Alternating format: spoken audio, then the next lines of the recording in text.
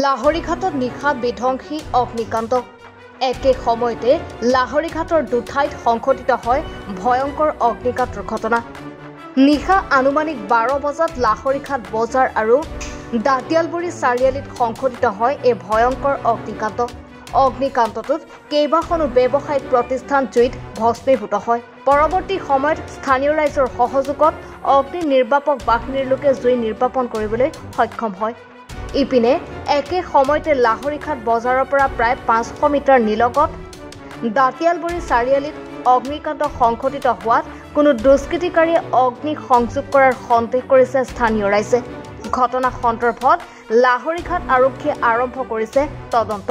ক'ব গ'লে দুৰ্ভাগ্যজনক, আমাৰ লাহৰীঘাট বজাৰত অনুমান ৰাতি 12টা বজাত জুই লগা আমাৰ পৰিলক্ষিত হৈছে। তাৰ লগে লগে লাহৰীঘাট বজাৰৰ পৰা মাত্ৰ 500 মিটাৰ দূৰত আমাৰ দাঁতিয়ালগুৰি চাৰিআলি অৱস্থিত, আৰু সেই চাৰিআলিটো আমাৰ একে সময়তেই জুই লগা পৰিলক্ষিত হৈছে। গতিকে ইয়াত সৰ্বসাধাৰণ ৰাইজৰ বহুত অসুবিধাৰ সন্মুখীন হৈছে। আমি এই মৰিগাঁও জিলা অঞ্চলৰ তৰফৰ পৰা আমি বাৰে বাৰে চৰকাৰক অৱগত কৰিছিলোঁ, যে চাৰ্কুল অফিচাৰৰ জৰিয়তে জিলা আয়ুক্তলৈ আমি স্মাৰক পত্ৰ প্ৰদান কৰিছিলোঁ যে আমাৰ লাহৰীঘাট বজাৰত অতিকৈ প্ৰয়োজনীয় এটা দীৰ্ঘদিনীয়া যি সমস্যা, যে এটা ফায়াৰ ব্ৰিগেডৰ ব্যৱস্থা কৰি দিব লাগে। কিন্তু আজিলৈকে চৰকাৰখনে ব্যৰ্থ হৈছে। আমাৰ ফায়াৰ ব্ৰিগেডৰ ব্যৱস্থাখন ইমান দিনে আমি দাবী উত্থাপন কৰি আহিছোঁ, কিন্তু আমাৰ এই সমস্যাটো সমাধান কৰিব পৰা নাই। গতিকে যাৰ ফলত আজি এই জুই অগ্নিকাণ্ড সংঘটিত হৈছে, আৰু যাৰ ফলত নেকি মানুহৰ লাখ লাখ টকা জুইত জাহ গৈছে। গতিকে এই ব্যৱস্থাটো আমি সৰ্বসাধাৰণ ৰাইজে মানি ল'ব পৰা নাই সহজতে। গতিকে আমি আজি এই চেগতেই এই আৱেগিক যি মুহূৰ্ত, এই মুহূৰ্তত আমি আকৌ চৰকাৰক দাবী উত্থাপন কৰিম যে আমাৰ লাহৰীঘাটত অতি কম দিনৰ ভিতৰতে এখন ফায়াৰ ব্ৰিগেডৰ ব্যৱস্থা কৰি দিব লাগে, আৰু যদি নকৰে তেতিয়াহ'লে আমি জিলা অঞ্চল আৰু আমাৰ দাঁতিয়ালগুৰি আঞ্চলিক অঞ্চলৰ সহযোগত আমি এটা গণতান্ত্ৰিকভাৱে জোৰদাৰ প্ৰতিবাদ কৰিবৰ কাৰণে চৰকাৰৰ বিৰুদ্ধে আমি বাধ্য হওঁ। জুইৰ সূত্ৰপাতটো এতিয়ালৈকে গম পোৱা নাই। যদিও জুই লাগিছে, কিন্তু ফায়াৰ ব্ৰিগেডখন সেই ডিঙৰ পৰা, সেই বুঢ়াগাঁৱৰ পৰা আহোঁতে অলপ পলম হৈছে, যাৰ ফলত নেকি সম্পূৰ্ণখিনি ধ্বংসৰ মুখত গৈছে। জুয়ে পুৰি শেষ কৰাৰ পিছত কম সময়ত আহি পেলাই পিছত নুমাবলৈ সক্ষম হৈছে।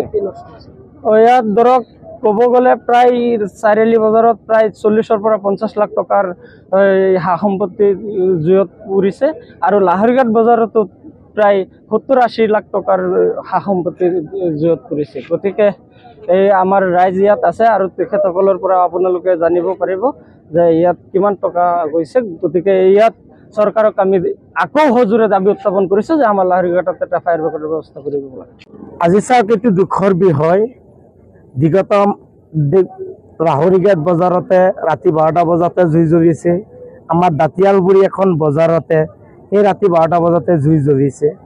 আটাইতকৈ আমাৰ দুখৰ বিষয়, আমি মাইনৰিটি এলেকাত থকাৰ কাৰণে আমাক চৰকাৰে প্ৰতাৰণা কৰি আহিছে, যে আমাৰ বিগত সময়ে সময়ে আমাৰ লাহৰীঘাট অঞ্চলৰ, দাঁতিয়ালগুৰি অঞ্চলৰ আদি কৰি টেঙাগুৰি অঞ্চলৰ গোটেইখিনি যেতিয়া আজি কোটি কোটি টকা জুইৰ মাতত যাবলৈ হৈছে, যাৰ কাৰণে আজি মাননীয় মুখ্যমন্ত্ৰী মহোদয়ক অনুৰোধ কৰিম যে আমাৰ লাহৰীঘাটৰ বাবে ঠাই সমস্যাটো আজি সমাধান কৰি দিব লাগে ফায়াৰ ছেফটি দি।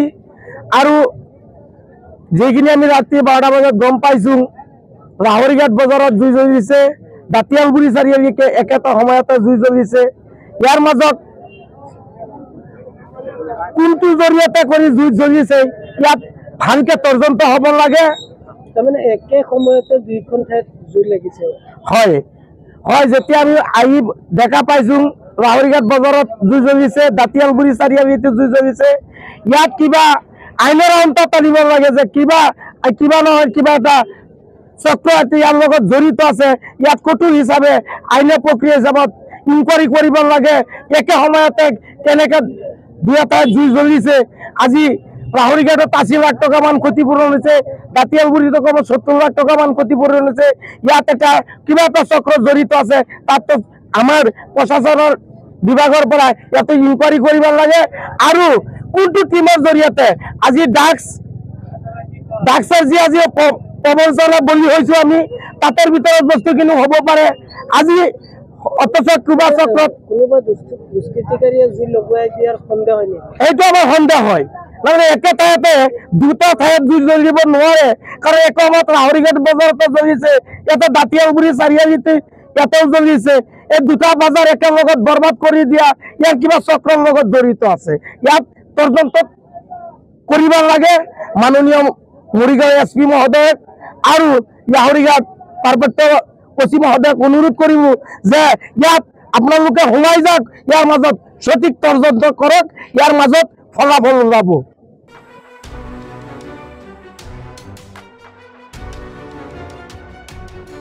লাহৰীঘাটৰ পৰা সাদ্দাম হুছেইনৰ ৰিপৰ্ট এনি ভাৰত 24।